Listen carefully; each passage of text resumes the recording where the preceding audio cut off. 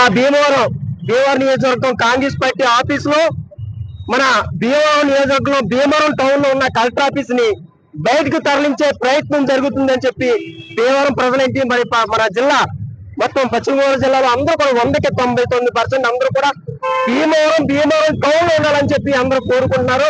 గత ప్రభుత్వం చూస్తే మనకి భీమవరం టౌన్ లో ఉండాలని చెప్పి జిల్లా కేంద్రంలో మన భీమవరం తీసుకొచ్చింది. అలాంటి భీమవరాన్ని అలాగే పక్క నియోజకవర్గానికి తరలించిపోవడానికి చూస్తారు. దానికి భీమవరం నియోజకవర్గ ప్రజలేంటి అలాగే తాడేపల్లిగూడెం ఏంటి పక్కన మన పాలకొల్లు నరసాపురం అందరూ కూడా భీమవరం నియోజకవర్గంలోనే మన కలెక్టర్ ఆఫీస్ ఉండాలని చెప్పి కోరుకుంటున్నారు.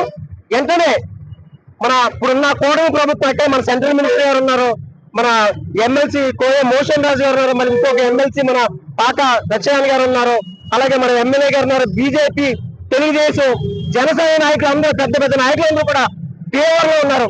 ఈ నాయకులందరూ కూడా కూటమి ప్రభుత్వం వెంటనే మన కలెక్టర్ ఆఫీసు ఎక్కడికి తరలిపోవట్లేదు భీమవరంలో ఉందని చెప్పి వెంటనే ప్రెస్ మీట్ పెట్టి అందరికి మన ప్రభుత్వం ద్వారాగా తెలియజేయాలి. లేకపోతే మన కాంగ్రెస్ పార్టీ ఆధ్వర్యంలో మన భీమవరం నియోజకవర్గం మొత్తం భీమవరం టౌన్ లో ప్రజలందరూ తరపున మేము ఉద్యమం చేపడతామని భారీ ఎత్తున ఉద్యమం చేపడతామని చెప్పి తెలియజేస్తున్నాం.